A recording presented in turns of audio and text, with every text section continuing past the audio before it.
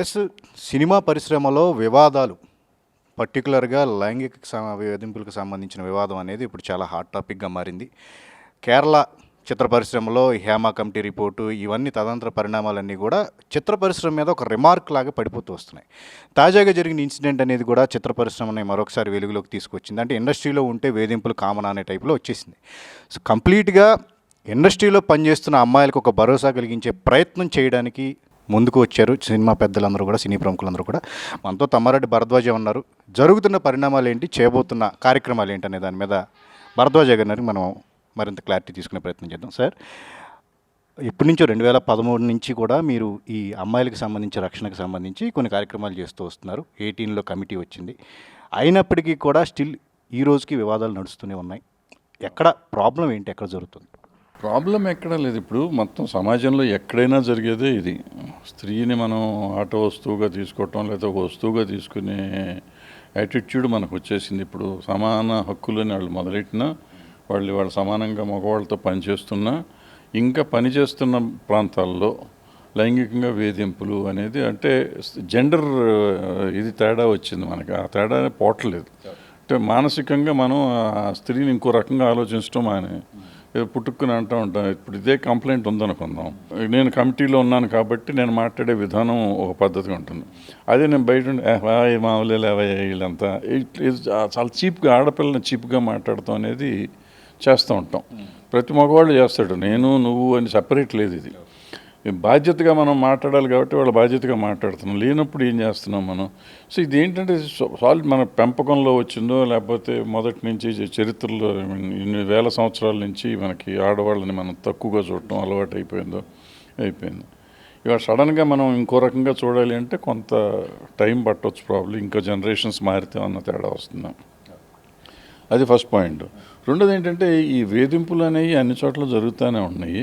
చాలా చోట్ల చెప్పుకోలేరు కొంతమంది. ఎందుకంటే ఇక్కడ పర్టికులర్గా ఎక్కడికి వెళ్ళినా కానీ మనం, నేను ఏదో సాఫ్ట్వేర్ ఇంజనీరు లేకపోతే ఇంకోటో లేకపోతే మీడియాలోకి రావాలనుకో, నేను ఒక్కోసారి ఇంట్లో అన్నీ వదిలిపెట్టేసి రావచ్చు. వచ్చేస్తే నేను వెళ్ళిపోలేను. దీనికోసం వెళ్ళిపోలేను. నాకు ఒక గోల్ ఉంటుంది. నాకు ముందు ఏదో ఇది చేయాలి అనుకుంటాను. సో చేయాలనుకున్నప్పుడు ఈ అవ్వనీలే, నేను అచీవ్ చేస్తే చాలు. ఎందుకంటే మనం ఇక్కడ పిచ్చి కథలు వింటున్నాం. వాళ్ళు అట్ట అయిపోయి ఇట్లా వచ్చారు, వీళ్ళు గొప్పోళ్ళు అయిపోయారు, నెంబర్ 1 అయ్యారు, నెంబర్ 2 అయ్యారు, ఇవన్నీ వింటూ ఉంటాం. సో వాళ్ళు అయినట్టు మనం కూడా అవుతాము అనే ఆశ ఒకటి ఉంటుంది కదా. ఆశ కానీ, లేకపోతే పట్టుదల కానీ, అది ఇంట్లోంచి వచ్చాం ఏ ముఖం పెట్టుకుని మళ్ళీ ఇంటికి వెళ్తామని కానీ ఇట్లా ఉండి, ఆ రకంగా ఏమవుతుందంటే ఇటు నెంబర్ 1 అవటం మాట ఏమడేది, ఇటు వేరే వ్యాపారాల్లోకి వెళ్ళిపోయే వాళ్ళు కూడా ఉన్నారు. చాలా రకరకాలు ఉన్నాయి దీంట్లో. సో వీటన్నిటికీ ఒక పులి స్టాప్ పెట్టాలనేది ఎప్పటి నుంచో అనుకుంటున్నారు. చేస్తానికి అన్ని చోట్ల ప్రయత్నాలు చేస్తున్నారు. ఇప్పుడు ఇందాకే చెప్పాం, ఐసిఐసిఐ బ్యాంకులో 133 కేసులు వచ్చినట్టు పోయిన సంవత్సరం. ఓ బ్యాంకులోనే అంత వస్తే ఎంత ఉంటాయి చూడండి ఇండస్ట్రీ అంటే. సో ఇట్లా మనం సమాజంలో అన్ని చోట్ల కంట్రోల్ చేయడానికి చేయాలి.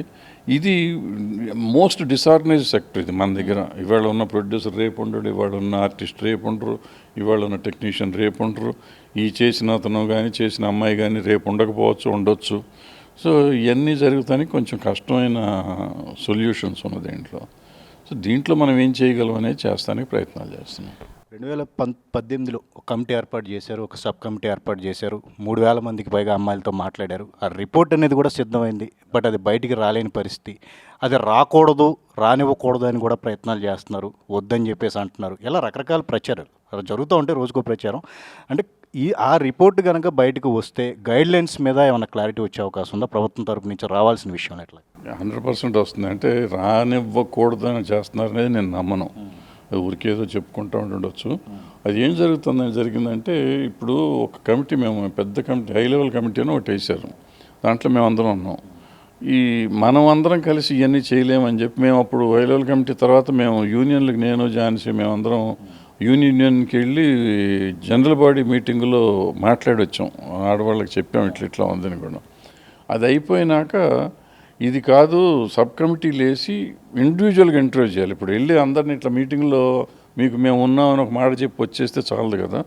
సో ఇంటర్వ్యూ చేసి అసలు ఏం కష్టాలు ఉన్నాయో తెలుసుకుందాం. అంటే యాక్చువల్గా ఆ కమిటీ ఉద్దేశం ఏంటంటే, మాకు working conditions for women in working places అనేది పాయింట్ అక్కడ. అంటే మనం పనిచేసే ప్రదేశంలో వాళ్ళకి ఏమేమి కావాలి పని చేయడానికి, ఉండటానికి, బట్టలు మార్చుకోవాలంటే ఓ ప్లేస్ కావాలి, టాయిలెట్స్ వెళ్ళాలంటే టాయిలెట్స్ కావాలి, నైట్ వెళ్ళాలంటే ఇంకోటి కావాలి, లేకపోతే ఇట్లాగే లైంగిక వేధింపులు ఉండకూడదు, డబ్బులు కరెక్ట్గా ఇవ్వాలి, ఇట్లా రకరకాల సమస్యలు ఉంటాయి. వీటన్నిటిని అడ్రస్ చేస్తానికి ఎక్కువ ఉన్నాయి, ఎక్కువ దాని మీద ఉంది. అవన్నీ అసలు ఏం జరుగుతుంది తెలుసుకుందాం అని చెప్పి 3,000 మందిని ఇంటర్వ్యూ చేశారు వీళ్ళు, మన వాళ్ళు చేసి వాళ్ళ స్టేట్మెంట్స్ తీసుకున్నారు. దాంట్లో చాలా విషయాలు వచ్చినాయి. ఇప్పుడు హేమ కమిషన్లో వచ్చినట్టు ఇక్కడ కూడా మన వాళ్ళ దగ్గర కూడా చాలా ఉంటాయి.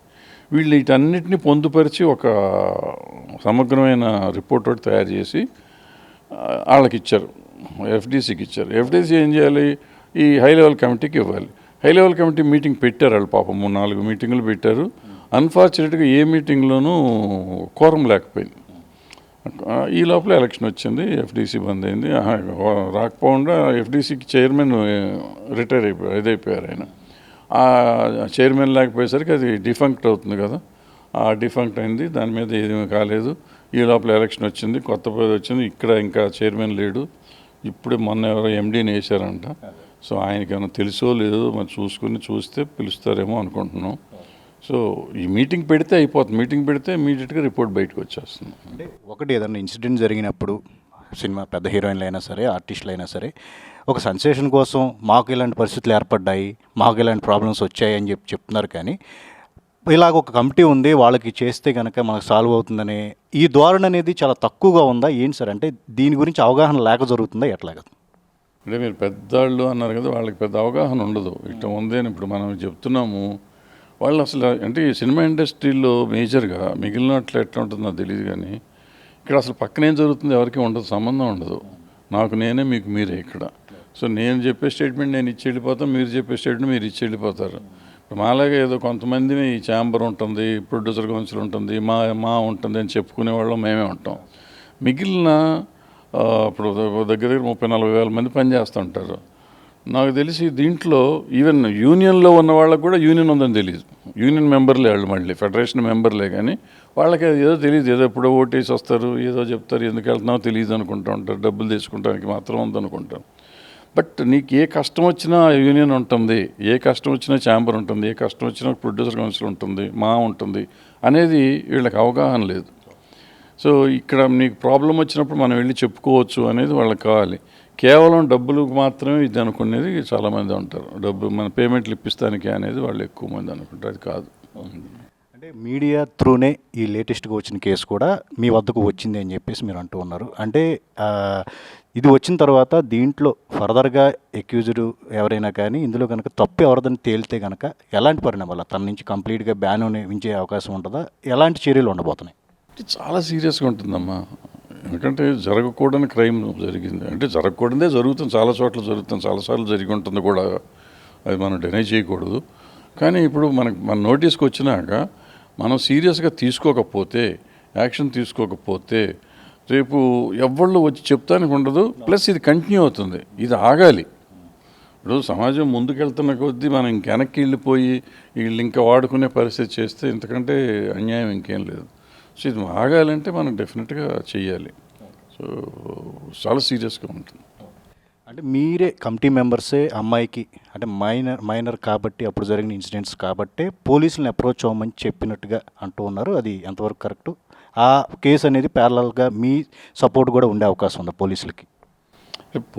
పోలీస్ దగ్గర కేసు ఉండి పోలీసులు ఎప్పుడు ఏ కేసున్నా పోలీసులు మన ఎంక్వైరీ చేస్తారు, ఛాంబర్కి రాకుండా వెళ్ళరు. ఇప్పుడు ఏ సినిమాకి ఇండస్ట్రీకి సంబంధించిన కేసు ఇప్పుడు కూడా వస్తే మనం ఏది కావాలంటే చేస్తాము. మనం చెప్పి పంపించింది కదా, అమ్మాయి వెళ్తానంటే వెళ్ళమన్నాం, అంతే తప్ప మనకి ఏం లేదు. వెళ్ళకూడదని రూల్ ఎక్కడ ఉంది? మన దగ్గరికి వచ్చారు, అక్కడికి కూడా వెళ్ళారు, సింపుల్ అంతే.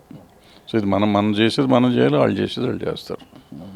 అంటే ప్రధానంగా దీని గురించి అవగాహన ఫస్ట్ తీసుకురావాల్సిన అవసరం ఉందని చెప్పేసి ఇన్సిడెంట్లు ఇవన్నీ చూసిన తర్వాత మనకు అర్థమవుతుంది. అంటే ఫర్దర్గా కమిటీ అనేది దీని గురించి అందరికీ తెలియజెప్పేలాగా కూడా ఎలాంటి కార్యక్రమాలు చేయబోతుంది? అంటే ఛాంబర్లో ఒక పోస్టర్ అనేది మీరు అంటించి ఉన్నారు, బట్ దాన్ని చూసేవారు ఎవరు అన్నట్టుగా కూడా అంటే ఎవరు పట్టించుకునే పరిస్థితి లేదు. నేను ఆశ్చర్యపోయి ఇంకా ఉంది అది, నేనే అంటించేది. 4 ఏళ్ళ కింద 5 ఏళ్ళ కింద అంటించేది నేనే, ప్రింట్ చేసి 100 ప్రింట్ చేయించుకొచ్చి ఇక్కడ పైన కింద అంటించాను. కింద కనపడలేదు, పైది ఇంకా ఉంది. సో ఆశ్చర్యంగా ఉంది, అది ఉంది అదృష్టం కొద్దీ. సో మనం అది చేయాలి, సీరియస్గా తీసుకోవాలి. ఏమవుతుందంటే నేను నా తప్పు ఎంత ఉందో నేను ఇంకా చూడలేదు, మా వాళ్ళు తీశారని నేను అనుకున్నట్టే మీరు కూడా దాన్ని చూడలేదు. అంటే మీరు చూసినా ఏం చూసినా అంటే మనం పబ్లిక్లోకి దీన్ని పంపించాలి. అది ఎవరు మీడియా చేస్తుందా మేము చేస్తామా అనేది కాదు, కానీ అది వెళ్ళాలంటే ఈ ఛాంబర్లో ఉన్నంత లోపల ఏం తెలియదు. ప్రతి మనిషికి తెలియాలంటే ఎట్లా తెలియాలి, తెలిసిన వాళ్ళకి ధైర్యం ఎలా రావాలి, ప్రాబ్లం సగం మంది తెలిసిన ధైర్యం రావాలి కదా, ధైర్యం వస్తేనే చెప్తారు. ఆ ధైర్యం ఇచ్చే పరిస్థితి తేవాలి మనం. అది ప్రధానంగా అమ్మాయిలు కంప్లైంట్ చేయడానికి అంటే మీడియా మీరు అంటారు అంటే ఇందాక కొంత మీడియా మీద కొన్ని నెట్టడం జరిగింది. అంటే కొంచెం ఎక్కువ మీడియా హెరాస్మెంట్ ఎక్కువ ఉంటుంది, రకరకాలుగా తప్పుదారి పట్టిస్తారు ఇష్యూని అని చెప్పేసి అన్నారు. బట్ వర్క్ రాదు అని చెప్పి భయం అనేది ప్రధానమైన కారణం అని చెప్పేసి ఇండస్ట్రీలో వినిపిస్తూ ఉంది. ఏదైనా కంప్లైంట్ చేస్తే మనం ఇక ఎక్కడితో అయిపోద్దేమో మన కెరీర్ అని చెప్పేసి భయం. అంటే సో ఆ విధంగా అమ్మాయిలకు భరోసా కల్పించాల్సిన అవసరం ఎంతవరకు? అంటే వర్క్ ఇక్కడనమ్మా ఏదైనా కానీ నీకు టాలెంట్తోనే ఉంటుందమ్మా. చాలామంది దుర్మార్గులు కూడా పెద్ద పెద్ద పేర్లు వచ్చిన వాళ్ళు ఉన్నారు. వాళ్ళు పరమ దుర్మార్గులు అని తెలిసినా కానీ, మగానే ఆడగాని దుర్మార్గులు అని తెలిసినా కూడా వాళ్ళ టాలెంట్ అంటే ఎవరు ఆపలేరు. అంటే నీకు టాలెంట్ లేకపోతే ఇది మైనస్ అవుతుంది. టాలెంట్ లేకుండా నువ్వు కంప్లైంట్లు ఇవ్వటం మొదలెట్టావు అనుకో, ఇక నీ జీవితంలో నీకు పని ఇవ్వరు. అది ఎందుకు ఎవరంటే మనం ఇచ్చిన ఎత్తిన ఎక్కించుకోవటం ఎందుకనే పరిస్థితుల్లో కొంతమంది ఉంటారు. అది కాకుండా టాలెంట్ ఉన్న వాళ్ళకి భరోసా కావాలి. ప్రతి వాళ్ళు నాకు నేను ఇప్పటికీ అనుకోండి, నేను రాజమౌళి కంటే గొప్ప డైరెక్టర్ నాకు ఎవడో సినిమా ఇవ్వట్లేదు అనుకుంటూ ఉంటాను నేను. ఇది నాకు టాలెంట్ ఉందా లేదా అనేది అందరికీ తెలుసు కాబట్టి నాకు ఇవ్వట్లేదు వాళ్ళు. అది నేను కదా గుర్తించాల్సింది. అది ఇప్పుడు నేను వెళ్ళి అన్యాయం జరిగిపోతుంది, అతనికి ఇస్తున్నారు నాకు ఇవ్వట్లేదండి, ఏంటిది పిచ్చి. సో అట్లా కావాల్సింది ఏంటంటే టాలెంట్ ఉంటే డెఫినెట్గా వస్తుంది. ఇది భరద్వాజ్ గారు చెప్తున్నట్టు ఖచ్చితంగా ప్రతిభకు తగ్గ గుర్తింపు అనేది ఇండస్ట్రీలో లభిస్తుంది. అమ్మాయిలు ఎవరైతే ఉన్నారో వాళ్ళు వర్క్ ప్లేస్లో జరిగే ఎవరైనా హెరాస్మెంట్స్ ఉంటే కనుక, ఏమైనా ఇబ్బందులు ఉంటే కనుక ఖచ్చితంగా ఛాంబర్ త్రూ కానీ కమిటీకి కానీ కంప్లైంట్ చేస్తే వాళ్ళకి భరోసా ఇస్తూ కూడా వాళ్ళకి న్యాయం చేసే విధంగా కూడా కృషి చేస్తాం. ఇప్పుడు రాబోతున్న అంటే బాధితులు ఎవరైతే ఉంటారో వాళ్ళకి అవగాహన కల్పించే, ఇండస్ట్రీలో ఆడవాళ్ళు ఎవరైతే ఉంటారో వాళ్ళకి అందరికీ కూడా ఇలా ఒక కమిటీ ఉందని చెప్పేసి మీకు మేము భరోసాగా ఉంటాము, సపోర్ట్గా ఉంటాం అని చెప్పేసి అవగాహన కూడా పెంచే ప్రయత్నాలు కూడా చేస్తూ ఉంటున్నారు. ఫర్దర్గా ఈ జరుగుతున్న ఇష్యూ ఏదైతే ఉందో లేటెస్ట్ ఇష్యూ, ఇందులో కూడా తప్పు ఎవరిదైనా సరే పరిణామాలు చాలా తీవ్రంగా ఉంటాయి. ఒక సందేశం ఈ కేసు అనేది అందరికీ, ఇండస్ట్రీలో అందరికీ కూడా ఒక సందేశాత్మకంగా కూడా ఉండేలాగా కూడా ఒక భరోసా కల్పించేలాగా కూడా ఉంటుందని చెప్పేసి కూడా చెప్తున్నారు. కెమెరామెన్ సంతోష్తో సుజిన్, ABN.